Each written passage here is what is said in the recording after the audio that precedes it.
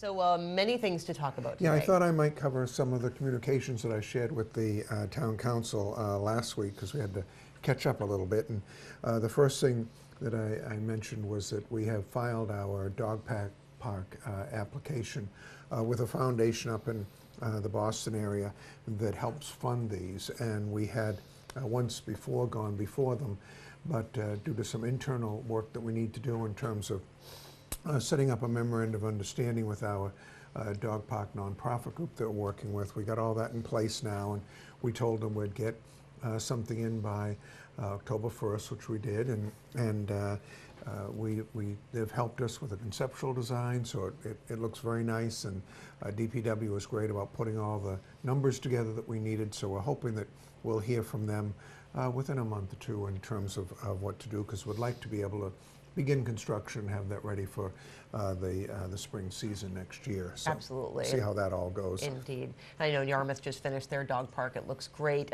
People are loving it, so it'll be really fantastic for Barnstable. And Mashpee has one, too. So we've got the site. It's all set up and defined up near Hathaway's Pond, and so that's going to be a nice location, and we're very excited about that. So yes. We appreciate, it's another example of a citizen group really taking hold of an issue and working very, very closely with the town on it, and we're hoping that we'll be successful. Wonderful. So, and then we've talked a lot about the shooting range. I know we're moving forward on environmental issues, but we're also looking back on to past permit holders. Then should the decision by the council be that they wanted to move forward with opening the range in some capacity, would former permit holders want to come back, and what would the price point be for that? And because we're already spending quite a bit of money, we're upwards of over $60,000 now just on the preliminary work that we've done so far. So there's going to be a cost there, and but we sent out a little over 2,000 applications. We're very close to 14% return at this point in time. There's October 16th is the deadline, so there's still plenty of time for people to get back. And we're going to try to evaluate the information that they have there. So we're excited about getting that data, looking at it, and then sharing that with the town council. So absolutely, just another step that we have to take in this process as we look to see what happens next. And again, we're reinforcing that importance of the community involvement of the actual users of the shooting range. What do they think? What do they want? What are their hopes? Exactly. That is very important information moving forward. And then we had news on a couple of grant fronts. One was a bit of a surprise in that the Mass Cultural Council, through legislative action, did get an increase in their budget. And one of the things that they wanted to do was to help those communities that had put together cultural districts and help them with a small sum of money, initially $5,000, to look at ways that you can promote programs and activities within your cultural district. So in Barnstable, of course, we have the High Arts Cultural District that's all through Hyannis and down into the Bismore Park area where the shanties are, and then we also have the basically the Barnstable Village Historic Cultural District, where it covers along 6A and looks at all of their amenities that they have over in that district. So there are responsibilities that come with the cultural district in terms of programming and making sure that you're promoting the activities, all the activities that happen in that area. So they've set aside $5,000 for each of the cultural districts. Our arts and cultural coordinator, Melissa Hirsch, has already begun and done outreach contact with them. She was well aware of this and very quickly said that she has a meeting schedule. We'll be putting applications in for both cultural district.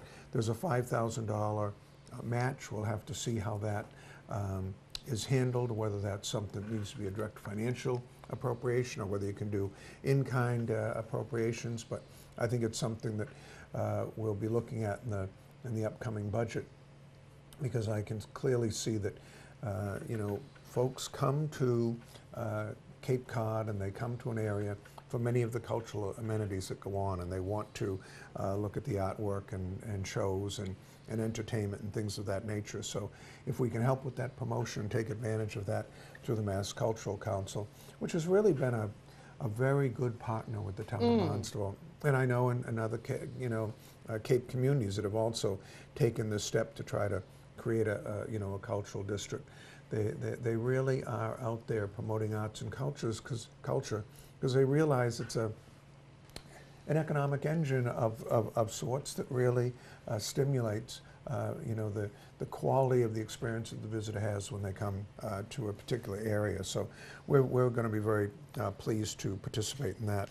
And then the other grant that came through is that the Baker Polito administration have given out over $1.4 million to municipalities for recycling grants. And they do it in two sections. There's a recycling dividends program, and that program, you qualify for that based on proven programs that you've already put in place to promote recycling.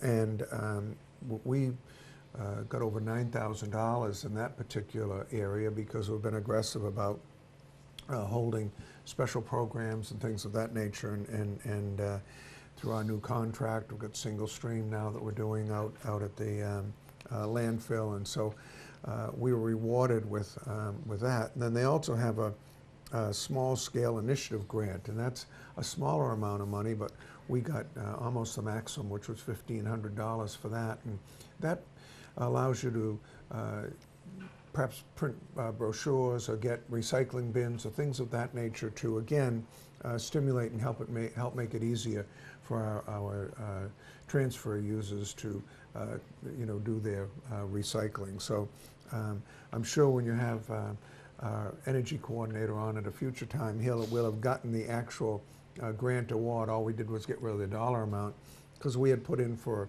a variety of things in terms of looking at additional things to do recycling, whether it's mattresses or things of that nature, and make it easier for folks. So we'll look at what we actually they specifically awarded it for, or just how open-ended it might be. Super. And then I think the last thing I wanted to mention, I think you've covered this to an extent, but the event last Tuesday where Mike Gyra was, held an event, and the schools did, where we had a celebration for the completion of the Cobb Astro Park. It was just, and we put it in e-news, and we had some really nice photos in there, so people get an idea of the size of the crowd, because it showed the diversity throughout the community of all the people that helped over 11 years. And I was talking to some folks over the weekend about it, and it was like, well, where is this Astro Park? What do you mean it's at the high school? And some people don't realize that right in the middle of the high school, there's just a big